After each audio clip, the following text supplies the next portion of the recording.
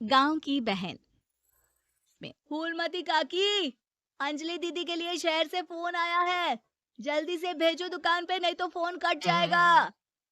हाँ हाँ बेटा, अभी भेजती हूँ। अंजलि बेटा, तेरे लिए शहर से फोन है। सब काम छोड़ के जल्दी जाके सुन ले, नहीं तो फोन कट जाएगा। हाँ माँ, अभी जाती हूँ। जरूर मीनाक्षी दीदी का फोन आया होगा। हाय अंजलि। नमस्ते दीदी। मेरा मतलब, हाय, कैसी हो आप? यहाँ तो सब ठीक है। मामा मामी कैसे हैं? तू कैसी है? मेरे तो एग्जाम्स होने वाले हैं। हर रोज कॉलेज जाना पड़ता है। Lectures, extra classes, private coaching. ओ मैं तो इतना थक जाती हूँ, क्या बताऊँ।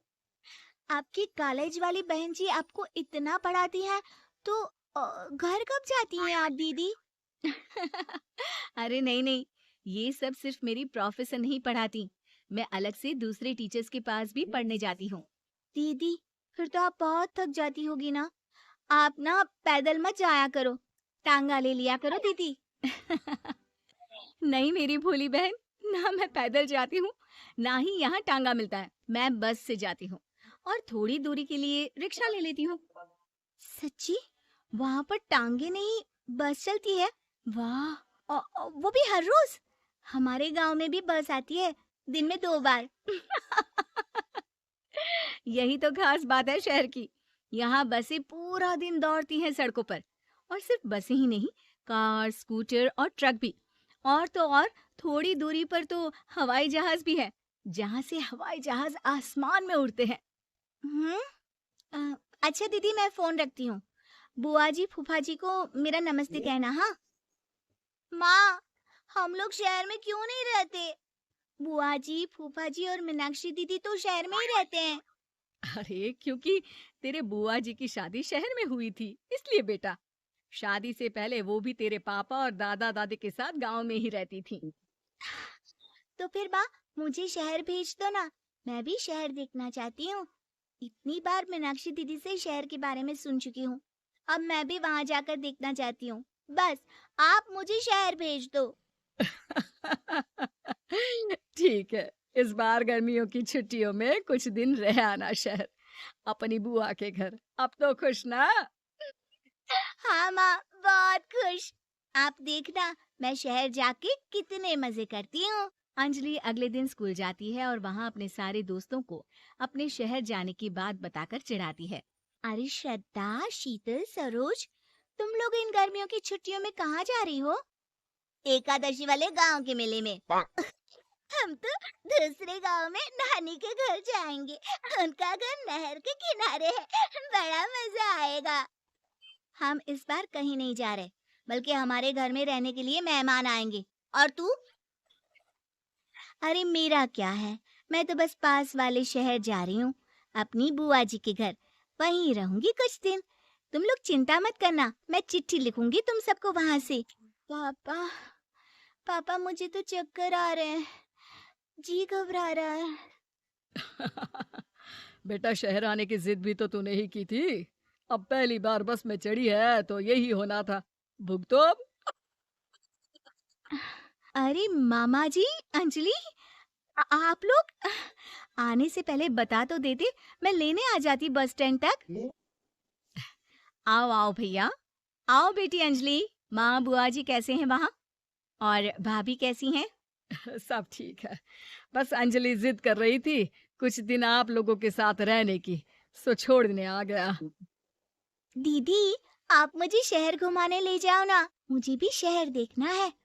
हाँ हाँ चल, तैयार हो जा जल्दी से।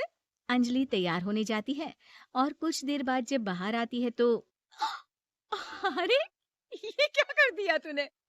मार्केट तक ही तो जाना है। इतनी डार्क रेड लिपस्टिक, इतने बड़े बड़े झुमके और चूड़ियां और चेहरे पर इतना सारा पाउडर। मेरी बहन, ऐसे नहीं चलेगा। जा और ये सब हटा के आ। अरे कैसे, क्यों? मैंने शहर आने के लिए इतनी मेहनत से ये सब इकट्ठा किया था। और वैसे भी मैंने देखा है, मोहल्ले की राधा काकी के टीवी पर एक फिल्म चल रही थी। उसमें हीरोइनें ना ऐसे ही तैयार होकर जाती है घूमने। सब पता है मुझे, मैं तो ऐसे ही जाऊंगी दीदी। अंजलि शहर की चकाचौंध को देखकर बहुत हैरान और खुश होती है। ऊंची ऊंची इमारतें, सड़क पर दौड़ती गाड़ियां, बड़ी बड़ी दुकानें, उसकी एक्साइटमेंट का ठिकाना नहीं था। दीदी, ये छोटा सा कमरा सड़क के किनारे क्यों रखा है? इसमें कौन रहता होगा? ये कमरा नहीं, पीसीओ है, पीसीओ। यहाँ पर लोग फोन करने आते हैं, सिक्का डालकर। ओह, हमारे गांव में तो दुकान पे ही जाते हैं बात करने। अच्छा चल, तुझे रेस्टोरेंट में खाना खिलाने ले चलती हूँ। Excuse me, 2 plate noodles please and 2 Cola.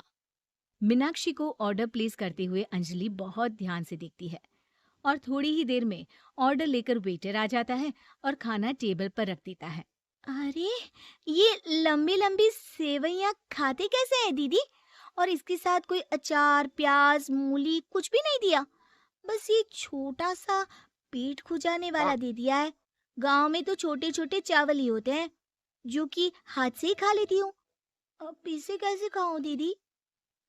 Excuse me, एक चम्मच प्लीज, और लिटिल प्याज, और अचार, और मूली, और एक गिलास मट्ठा, वो बाद में। हाँ। अब ये सब सुनकर आसपास बैठे लोगों को हंसी आ जाती है। मीनाक्षी भी अपनी हंसी किसी तरह रोकने की कोशिश करती है और वेटर मुस्कुराता हुआ वहां से चला जाता है। अंजलि समझ नहीं पाती कि सब किस बात पर हंस रहे थे, लेकिन वो छिप जाती है। दीदी, मुझे लगता है कि मुझे इन सेवइयों को ऐसे ही खा लेना चाहिए, इसी पेट खुजाने वाले कांटे के साथ। एक काम कर, तू मुझे खाते दे, जैसे मैं खाऊं तो भी वैसे ही खा ले। ठीक है दीदी। अंजलि खाते खाते नूडल्स में सिरका ज्यादा डाल देती है, फिर ऊपर से नमक दानी से खेलते हुए काफी नमक भी अनजाने में छिड़क लेती है। अरे, ये क्या क्या खा लिया? अरे हाय हाय, कितना कड़वा है। पानी, पानी, ये काला शरबत ही पी लेती हूँ। और जल्दबाजी में अंजलि जल्दी जल्दी कोला पी लेती है, जिससे उसके नाक में झंझनाहट होती है। आह! दीदी, मुझे ले चलो यहाँ से। मैं ये सब शहरी खाना नहीं खा सकती।